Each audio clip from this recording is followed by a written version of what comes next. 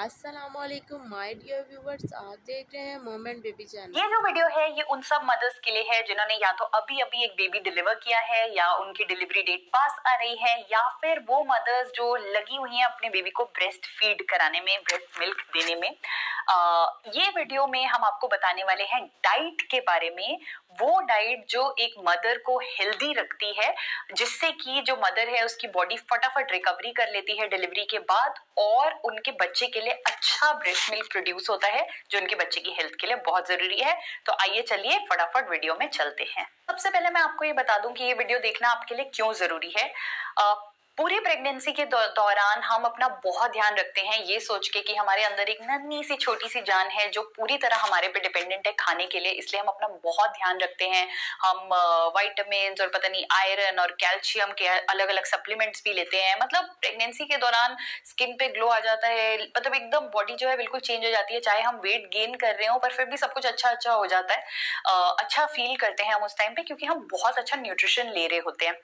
पर होता क्या है कि जैसे ही हम बेबी डिलीवर करते हैं बहुत सारी चीजें हमारे साथ इकट्ठे हो जाती हैं। सबसे पहला, बॉडी एक पूरा मतलब चेन से निकलती है क्योंकि हमारे अंदर से एक नई लाइफ निकली होती है। बहुत सारा ब्लड लॉस होता है, खून बहुत सारा निकलता है, बॉडी एकदम वीक हो जाती है। वो सारे आपके अंदर के जो ऑर्गन्स हैं जो बढ़ चुके हैं, आपका यूट्रस, हर चीज जो बढ़ गई थी आपके बेबी को अंदर रखने के लिए, वो वापस धीरे धीरे आना शुरू कर देती है। तो बॉडी की, आपकी बॉडी बहुत सारा काम करने के लिए तैयार हो जाती है नॉर्मल शेप में आने के लिए, वापस उस शेप में आने के लिए। तो इसलिए बहुत ही जरूरी है कि उस टाइम पे आप अपनी डाइट का और भी ज्यादा ध्यान रखें, क्योंकि अगर आप ये नहीं करेंगे तो आप दो तरह के रिस्क ले रहे हैं। पहला रिस्क ये है कि आप बहुत सारी बीमारियों के लिए दरवाजा खोल रहे हैं। आज नहीं तो कल आपके ऊपर बीमारियों की बौछार लग जाएगी। कुछ लोगों को जॉइंट पेन शुरू हो जाता है, कुछ लोगों को सिर में दर्द शुरू हो जाता है, कुछ लोगों को खून की कमी हो जाती है। मतलब धीरे धीरे करके कुछ ना कुछ बीमारियां लगी रहती हैं, बॉडी इतनी कमजोर पड़ जाती है अंदर से। दूसरा है आपकी बेबी से रिलेटेड रिस्क। अगर आप अपनी डाइट का ध्यान नहीं रखेंगे दोस्तों, पहले जो न्यूट्रिशन आप उसे अपने अंदर से दे रहे थे वो अब आपको ब्रेस्ट मिल्क के थ्रू से देना है। वो एक छोटी सी जो जान है वो आपके ऊपर डिपेंडेंट है। आपका ब्रेस्ट मिल्क ही उसके लिए पूरा का पूरा खाना है। उसके अंदर जो न्यूट्रिशन जा रहा है वो आपके दूध से जा रहा है। तो जितना आपका दूध हेल्दी होगा, क्वालिटी अच्छी होगी, उतना ही आपका बेबी जो है वो भी हेल्दी होगा और उसकी जो लाइफ है वो भी अच्छी तरह से आगे बढ़ेगी हर डेवलपमेंट के लिए। एक तो ये रिस्क है कि आप अपने बेबी को ठीक से खाना नहीं दे पाएंगे। दूसरा रिस्क ये है कि अगर आपके अंदर जान ही नहीं होगी दोस्तों, तो आप अपने बेबी का ध्यान कैसे रखेंगे। आप मानेंगे ये बात कि जिस दिन से बेबी डिलीवर होता है, मदर के लिए रेस्ट तो आप भूल ही जाइए। मतलब मदर जो है 24/7 घंटे की मतलब 24/7 की तरह की ड्यूटी पे लग जाती है। जब बेबी उठेगा मदर उठेगी, जब बेबी सोएगा मदर सोने की कोशिश करेगी, पर तब भी 10 तरह के काम आ जाते हैं। तो बेसिकली बहुत कुछ ऐसा हो जाता है कि मदर की लाइफ चेंज हो जाती है टोटली। तो इसीलिए जरूरी है कि मदर का उस टाइम पे उतना ही ध्यान रखा जाए जितना बेबी का रखा जा रहा है, स्पेशली पहले 2 महीने, क्योंकि उन्हीं 2 महीने में या तो उस मदर की बॉडी रिकवर कर जाएगी और एकदम स्ट्रांग हो जाएगी आगे बेबी को देखने के लिए, या उन्हीं 2 महीने में बॉडी इतनी वीक हो जाएगी कि वो बीमारियां पकड़ना शुरू कर देगी। तो अब आप ये डिसाइड कीजिए कि आपको ये क्या करना है। मैं वीडियो शुरू कर रही हूँ सबसे पहले आपको बता के कि जो आपकी डाइट है उसमें आपको क्या क्या चीजों का ध्यान रखना चाहिए। बेसिकली 3 चीजें बताऊंगी, क्या चीजों का ध्यान रखना चाहिए, दूसरा क्या बिल्कुल नहीं करना चाहिए, और तीसरा एक सैंपल डाइट चार्ट जो स्पेशली आपके लिए बनाया गया है जिसको आप फॉलो कर सकते हैं। सबसे पहली चीज है क्या चीजों का ध्यान रखना चाहिए। पहला, आपको हर 2 घंटे में दोस्तों कुछ ना कुछ खाना है। सबसे बड़ी प्रॉब्लम जो हम मम्मियों के साथ आती है एकदम से, जो हम नए मॉम बनते हैं, वो है गैप। हम खाना तो भूल ही जाते हैं, या तो हम अपने बेबी को देखने में खो जाते हैं, या उसका ध्यान रखने में खो जाते हैं, या इतना कुछ हो जाता है। खाना तो और पानी तो हम बिल्कुल भूल जाते हैं, जिसकी वजह से हमारी बॉडी में बहुत ही गैस होने लग जाती है, एसिडिटी होने लग जाती है और हम बीमार पड़ने लग जाते हैं। आप मानेंगे दोस्तों, गैस और एसिडिटी उतना ही एक बंदे को परेशान कर सकती है जितना कोई और बीमारी कर सकती है। तो और वो अच्छा भी नहीं है। उससे क्या होता है कि आपको भी ठीक से खाना पचता नहीं है। खाना नहीं पचेगा तो जो आपका खून है उसके अंदर न्यूट्रिएंट्स जो है, जो आपका खून एब्जॉर्ब करता है, वो ले नहीं पाता है, और वो खून जो है अच्छे से दूध नहीं बना पाता है, और पूरा का पूरा जो प्रोसेस है वो खराब हो जाता है, जिससे बेबी की हेल्थ भी इम्पैक्ट हो जाती है। कई बार आपको गैस होने की वजह से बेबी को भी गैस हो जाती है। तो अगर आपके बच्चे को बहुत गैस हो रही है तो आपको अपनी डाइट भी चेक करनी चाहिए कि आप ऐसा कुछ खा तो नहीं रहे या आपको गैस तो नहीं हो रही जिसकी वजह से बेबी को ऐसा हो रहा है। पहला। दूसरी चीज है कि आपने दिन में 8 से 10 ग्लास मिनिमम पानी पीना है। मैंने पहले भी अपने वीडियो में बताया कि 80% ब्रेस्ट मिल्क जो है वो पानी से बनता है। जितना आप पानी पिएंगे उतना ही आपकी बॉडी हाइड्रेटेड रहेगी और अच्छा ब्रेस्ट मिल्क प्रोड्यूस करेगी। तीसरा है आपने 3 से 4 ग्लास दूध पीना है या दूध का कोई फॉर्म में, जैसे दही हो गया, छाछ हो गया, चीज हो गया, किसी भी तरीके में दूध से रिलेटेड प्रोडक्ट्स को आपने लेना है। कैल्शियम जो है वो बॉडी के लिए, प्रोटीन और कैल्शियम इस टाइम इतना जरूरी है और आपको इन फॉर्म्स में उसको जरूर लेना है। अगला है आपने 2 से 3 कटोरी दाल लेना है दिन में। 2 से 3 कटोरी ग्रीन वेजिटेबल्स जो है वो आपने अपनी डाइट में जरूर लेना है और 3 से 4 कटोरी आपने फ्रूट लेना है पूरे दिन में डिवाइड करके। ये सारी चीजों का आपको बहुत ध्यान रखना है। आखिरी बात आपको बताऊंगी कि सबसे जरूरी चीज जो आपकी डाइट में होनी चाहिए वो है विटामिन सी से रिलेटेड फ्रूट्स या वेजिटेबल्स। आंवला हो गया, संतरे हो गए, कीवी हो गई, गुआवा हो गया, ये सब विटामिन सी से मतलब भरपूर है। इनको आप अपनी डाइट में जरूर लें क्योंकि ये आयरन को अब्सॉर्ब करने में मदद करते हैं। बेसिकली प्रेगनेंसी के टाइम पे, मतलब डिलीवरी के टाइम पे इतना जो खून बॉडी से निकला होता है, कुछ खून तो आपको दिखता है निकलते हुए, कुछ बाद में निकलता रहता है कितने दिनों तक, कुछ अंदर ही इंटरनल ब्लड लॉस हो जाता है। तो आयरन जो है वो उस खून को वापस से फटाफट बनाने में आपकी बॉडी को एक स्ट्रेंथ देता है, मदद करता है, जिसकी वजह से वो खून बनता है। इसीलिए विटामिन सी रिलेटेड फ्रूट्स आपके लिए बहुत जरूरी है। तो दोस्तों ये तो हो गए कि आपको क्या करना चाहिए। अब कुछ ऐसी चीजें भी हैं जो आपको बिल्कुल नहीं करनी चाहिए इस दौरान, और स्पेशली जब तक आप ब्रेस्ट फीड कराएंगे तब तक तो बिल्कुल नहीं करना चाहिए। सबसे पहली चीज है कि सिगरेट या शराब जो है वो आप बिल्कुल इस ड्यूरेशन में नहीं ले सकते हैं। मैं तो इनफैक्ट आपको बोलूंगी कि अगर आपके घर में भी कोई सिगरेट पीता है तो भी आपको उनको घर से बाहर जाके पीने को बोलना चाहिए। आपके बच्चे और आपके आसपास भी सिगरेट का धुआं नहीं होना चाहिए। इस टाइम पे आपकी बॉडी इतनी कमजोर हो जाती है कि उस धुएं की स्मेल से भी आपका जो है गला तक खराब हो सकता है, और आपका गला खराब होगा तो बच्चा भी उस चीज को पकड़ लेता है। दूसरा है दवाइयां। नॉर्मल मतलब एक सिर्फ बुखार की दवाई को छोड़ के मेरे डॉक्टर ने मुझे कोई और दवाई लेने नहीं दी थी। उन्होंने बोला था कि आप जितना हो सके घरेलू नुस्खों से अपने आप को ठीक करें। एक डॉक्टर होते हुए, एक प्राइवेट हॉस्पिटल में डॉक्टर होते हुए उन्होंने मुझे ये बात बोली थी कि मतलब एक मदर को दवाइयों से बिल्कुल दूर रहना चाहिए, क्योंकि दवाइयां जो है वो खून में मिक्स हो जाती हैं, और जब ब्रेस्ट मिल्क है वो खून से बनता है, तो जब वो खून से ब्रेस्ट मिल्क बनता है तो वो दवाइयां भी आपके थ्रू, कुछ ऐसी दवाइयां होती है जो बच्चे तक पहुंच जाती हैं, जो उसकी बॉडी को खराब कर देती हैं, क्योंकि बच्चे को उस दवाई की जरूरत नहीं है।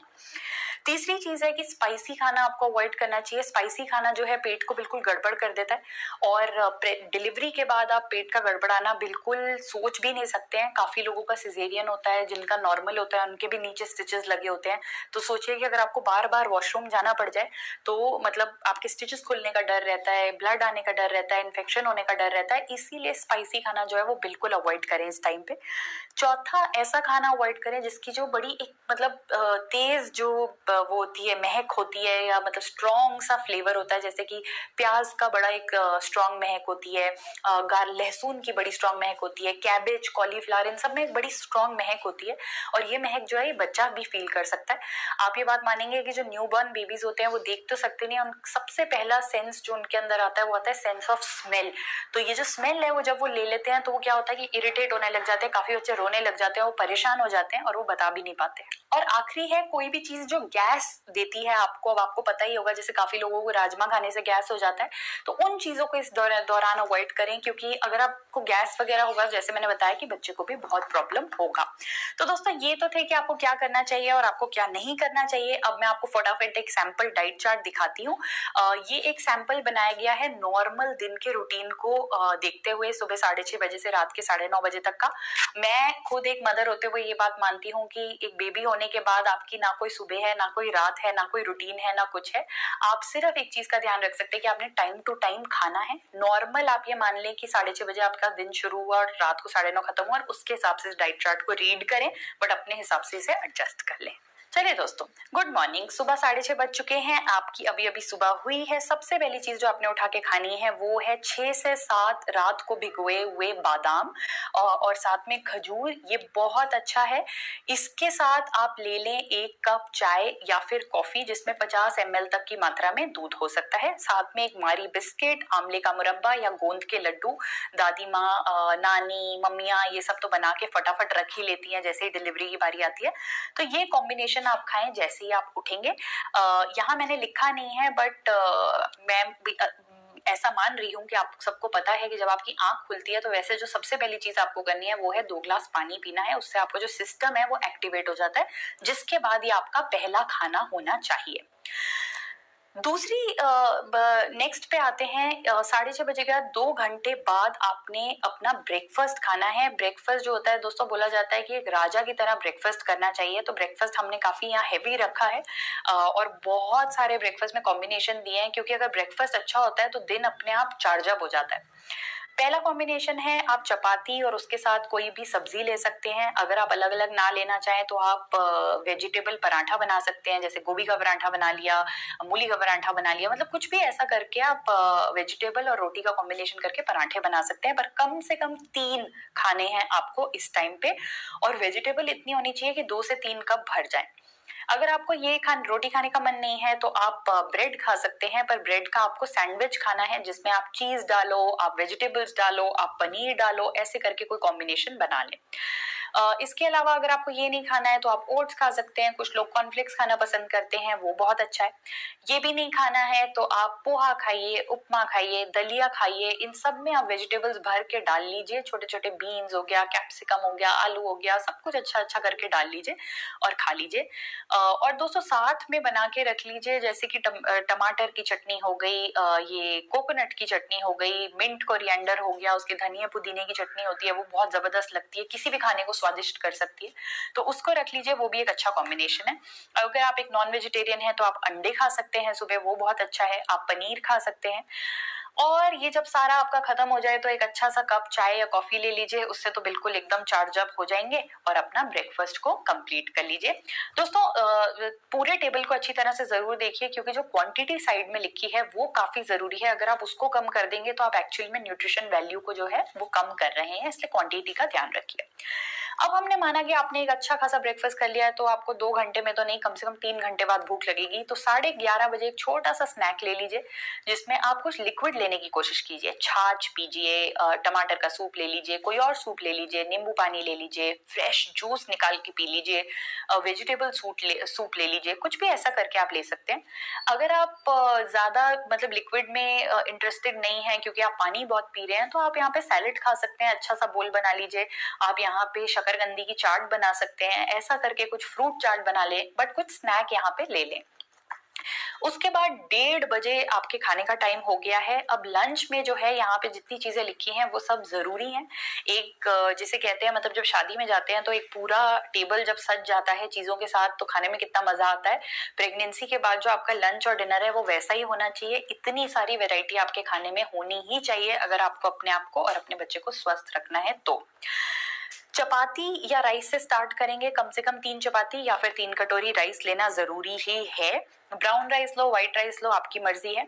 उसके अलावा दाल या सांबर लीजिए। उसके अलावा आप हरी सब्जियां लीजिए, गाजर वगैरह जरूर लीजिए अपने उसमें खाने में। सैलेड लीजिए, पूरा भरपूर अच्छा सा सैलेड बना लीजिए, और उसके साथ में दही या फिर छाछ ले लीजिए, जिससे कि थोड़ा सा मिल्क का प्रोडक्ट भी आपके इसमें ऐड हो जाएगा। आप रायता भी बना सकते हैं, खाली दही चीनी भी ले सकते हैं, नॉर्मल दही भी ले सकते हैं, आपके ऊपर है। बस आपने ये सब खाना है। अगर आप एक नॉन वेजिटेरियन है तो आप दाल छोड़ दीजिए, दाल की जगह आप चिकन या फिश ले लीजिए, वो बहुत अच्छा है। तो यह हो गया आपका लंच। 1:30 बजे लंच करने के बाद थोड़ा सा आराम करके 4 बजे बज चुके हैं, हल्की हल्की शाम हो गई है। अब टाइम है थोड़ा स्नैक और चाय पीने का। तो यहाँ पे आप 1 कप चाय ले लीजिए और उसके साथ में ढोकला ले लो, इडली ले लो, स्प्राउट्स का चाट बना लो, उत्पम, गोंद के लड्डू, ये शकरकंदी की चाट, पोहा, भेल, बेसन का चीला, सैंडविच, कुछ भी अच्छा सा एक स्नैक जो चाय के साथ जाता है उसको लेके आप यहाँ पे थोड़ा सा अपने पेट को भर लीजिए। इसके 2 घंटे बाद यानी कि 6 बजे फिर बारी है कुछ लिक्विड टाइप का लेने की, तो सूप ले लीजिए। क्योंकि शाम के टाइम में फ्रूट जूसेस जो है वो जनरली नहीं लेना चाहिए, थोड़ा ठंडा ठंडा होता है, तो सूप ज्यादा प्रेफर होता है उस टाइम पे। और अगर आप सूप नहीं प्रेफर कर रहे हैं तो फिर कोई फ्रूट निकाल के खा लीजिए। उसके बाद दोस्तों 8 बजे आपने अब डिनर करना है। डिनर जो है वो बिल्कुल सेम है लंच की तरह, बस आप सिर्फ वहां पे सब्जियां वगैरह जो है वो चेंज कर सकते हैं, बट जो वेराइटी है खाने की वो वैसी ही होनी चाहिए जैसा आपके लंच में था। बस सिर्फ डिनर और लंच में एक और फर्क ये है कि लंच में हम 3 चपाती बोलते हैं या 3 कप चावल बोलते हैं, और यहाँ पे हम 2 चपाती या 2 कप चावल बोलते हैं, क्योंकि डिनर थोड़ा लाइट होने से पेट को भी आराम मिलता है। जब भी आप डिनर करें उसके 1.5 घंटे बाद 1 ग्लास दूध पिए। दूध पीने से क्या होगा, स्पेशली गर्म दूध पीने से आपको भी अच्छी नींद आएगी, जो भी थोड़े घंटे आपको सोने को मिल रहे हैं अच्छी नींद आएगी, और मतलब बॉडी को भी आराम मिलेगा।